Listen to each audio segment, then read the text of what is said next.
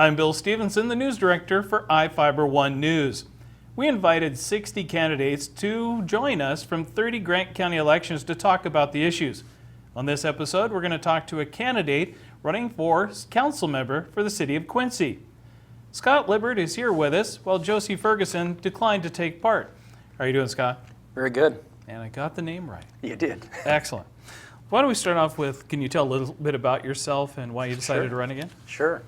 Well, I have been very active in our community for quite a few years.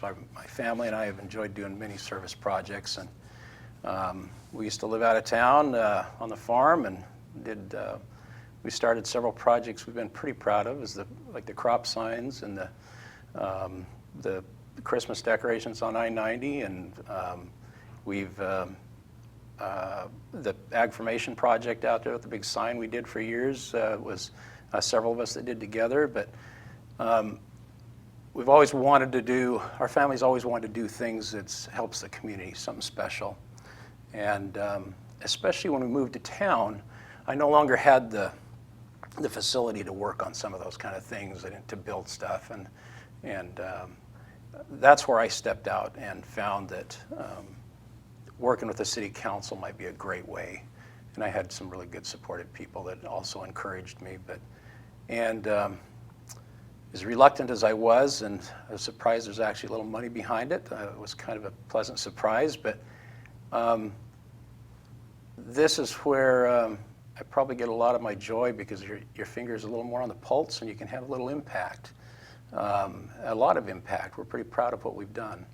And I'm saying the council as a whole, not necessarily me, but I've enjoyed working with them. This is wrapping up 12 years, and we're going to try it again.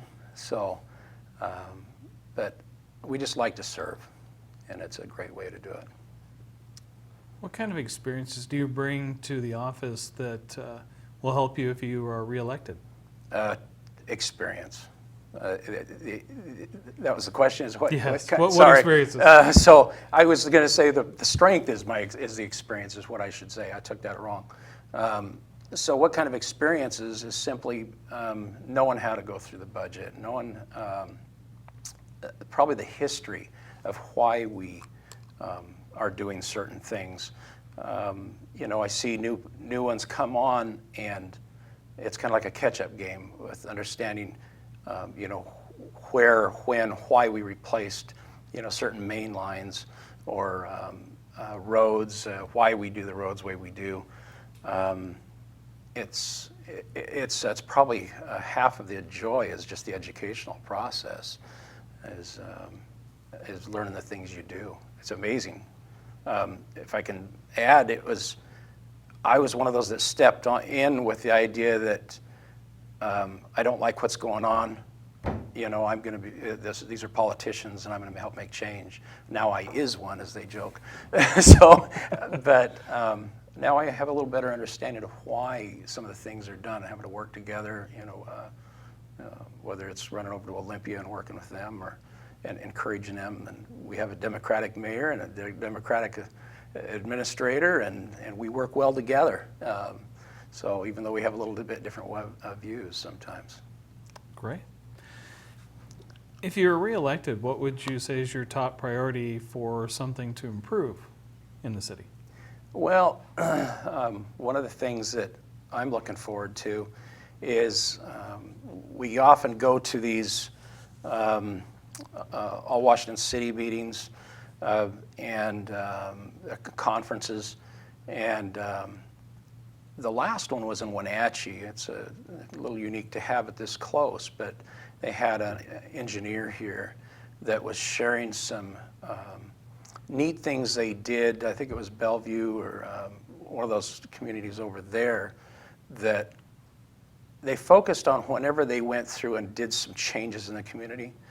The focus behind it was, let's try to make it a destination, not just make it a nice park, or maybe let's do something with our police station, build a new police station or library. The library is already a destination, but the one that I wished I'd have seen this before we went into the planning, was the police station we're building right now. So the idea is, before you build, as you design it, how can we make the police station a destination? And that just sounds goofy, but we could have done something like set up like a game room or something for youth, right? And then that would be a destination for our youth, and it would also strengthen that relationship between our police department and our youth, and to get a good taste early.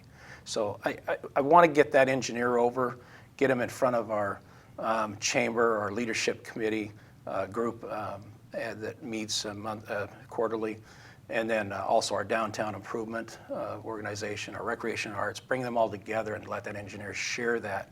So that as we develop downtown with different things, let's keep in mind, how can we make this little project or that little project a destination? Sounds like a good plan. I always ask this question of elected officials because we are a news service and it's important to us. How do you see the importance of open government? It does need to be open. Now you've opened the bag, I want to, my turn.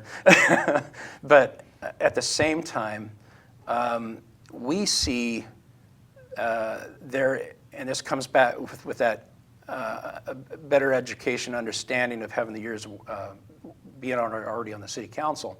Because coming into it, I'd have been, everything needs to be open.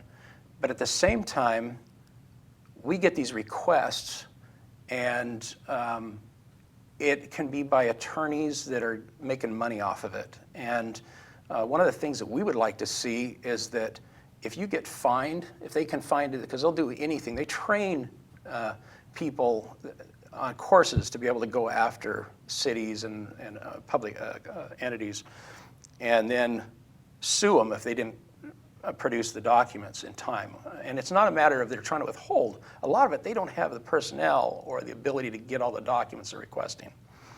But what we'd like to see is that fine not go in their pocket. If you're going to fine them, let it go to some nonprofit or good project somewhere, so that it's not a means of income for them. Does that make sense? Sure. So we're open. I like the idea of open government and being able to have to provide those documents. But if you don't get it on time or can't produce it, and you get in trouble for it and you get fined, it goes to a good project. All right. What would you say is the most critical issue for Quincy? You know, I would have said police. Years ago, a couple years ago, we have an excellent police chief, I believe, in Bob Heimbach. He's great with public communication, good PR skills, and he loves his guys. His wife does too, and I see him treating them like their own kids and family, and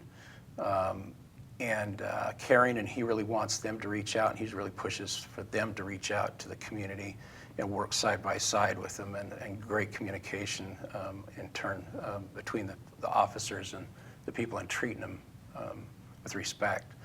And I see a culture change there in Quincy. So I feel like we got a good program in with our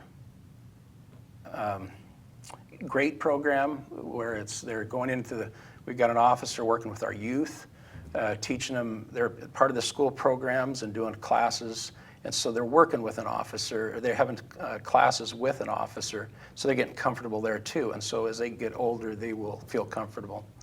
So those are the things that we worked well with that I used to worry about. So now I feel like we're getting over that hump of, oh no, our problems. We got great roads, a lot of these things.